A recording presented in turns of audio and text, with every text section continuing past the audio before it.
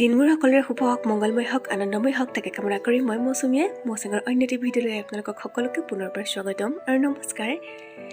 এই যে মই ৰাতিপুৱা দেখুৱাইছোঁ গোলাপৰ পাহি ফুলপাহ, কিয় দেখুৱাইছে জানেনে? ইয়াৰো এটা কাৰণ আছে, কাৰণ আমাৰ গোলাপ ফুল সকলোৱেই ভাল পায় নহয় জানো।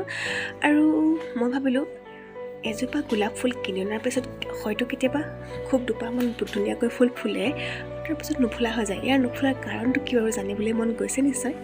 আজি মই দেখুৱাম আপোনালোকক মোৰ এক্সপিৰিয়েঞ্চৰ ফালৰ পৰা। এই যে দেখিছে 5 খিলা পাত, মানে এখিলা পাতত 5টা আছে, আৰু সেই 5টা বা 3টাকৈ থকা ফুলৰ ডালিটোতহে মানে ঠালটোতহে ফুল ফুলে। আৰু এয়া চাওক, য'ত ফুলিছে তাত আছে 5টা নতুবা 3টাকৈ পাত। এই ডালটোত মানে গোলাপ ফুল ফুলিবই, কিন্তু এতিয়া মই আপোনাক দেখোন কোনটো ডালত ফুল নুফুলে। এই ডালটো দেখিছে যে ইয়াত চাওক 5টাও নাই 3টাও নাই, ইয়াত 7টাকৈ পাত আছে, দেখিছে নহয়। আৰু এই ডালটো আমি থৈ একো লাভ নাই, কাৰণ ই খুব ধুনীয়াকৈ লহপহকৈ বাঢ়িব বাকী ডালবিলাকতকৈ।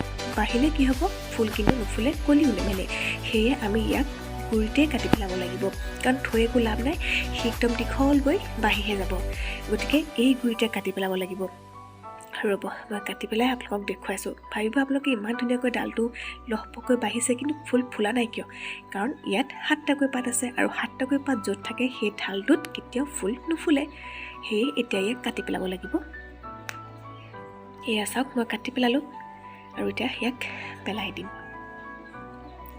আপোনালোকে ভালদৰে মন কৰিব, ইয়াত 7টাকৈ পাত আছে, আৰু যিটো ফুলত মানে ডালত ফুল ফুলে তাত কিন্তু 5টা নতুবা 3টাহে পাত থাকে, মানে বিজুৰীয়াকৈ থাকে। অৱশ্যে 7টাও বিজুৰীয়া, কিন্তু 7টা থকা পাতত ফুল নুফুলে। আৰু এইজোপা হৈছে মোৰ গোলাপজোপা। এতিয়া মই দেখুৱাম আপোনালোকক আন এটা বেলেগ বস্তু, যিটো খুব কম ঠাইতে ৰুব পাৰি। এই যে এইটো কি গম পাইছে নহয়, নহৰু। আৰু এই নহৰুটো মই কেনেকৈ ক'ত ৰুম, দিনে অকণমান সামান্য জেগা আৰু মাটিত আপোনালোকক ভাবিলোঁ দেখুৱাওঁ। অৱশ্যে যিসকলৰ মানে ঠাই নাই সেইবিলাক তেওঁলোকৰ কাৰণে উপকৃত হ'ব।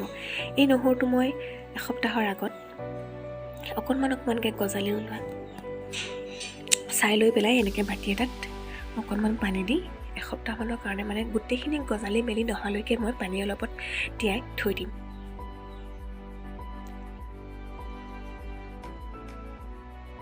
ঠিক এসপ্তাহৰ পাছত এয়া চাওকচোন, নহৰুটোৰ পৰা শিপাও ওলালে আৰু গজালিও মেলিলে।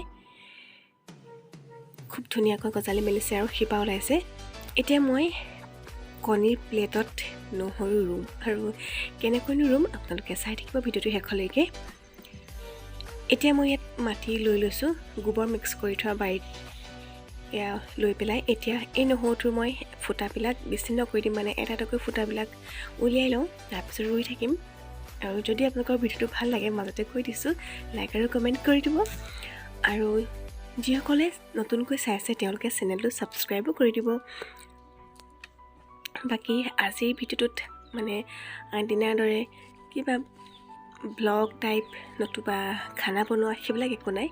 আজি ভাবিলোঁ এনেকৈ যিটো মই জানো সেইটোকে ভিডিঅ' কৰোঁ আৰু আপোনালোকৰ আগত দেখুৱাওঁ। এতিয়া মই এনেকৈ ৰুই লৈছোঁ আটাইকেইটা, তাৰপিছত এতিয়া অকণমান পানী দি পেলাই থৈ দিম, আৰু গজালি মেলি থাকিব। গতিকে যদি আপোনালোকে বিচাৰে এনেকৈ একেবাৰে কমটি ঠাইত যিসকলৰ মানে জেগা নাই সেইসকলৰ কথাই কৈছোঁ বাৰু, তেওঁলোকে এনেকৈ ৰুই চাব পাৰে আৰু সুফল পাব। মই এইটো মোৰ মামাৰ পৰা শিকিছিলোঁ, গতিকে মই এপ্লাই কৰি চালোঁ। ভিডিঅ'টো শেষলৈকে চোৱাৰ বাবে ধন্যবাদ। পুনৰ এটি নতুন ভিডিঅ'লৈ আকৌ আহিম। আজিলৈ আহোঁ, ধন্যবাদ।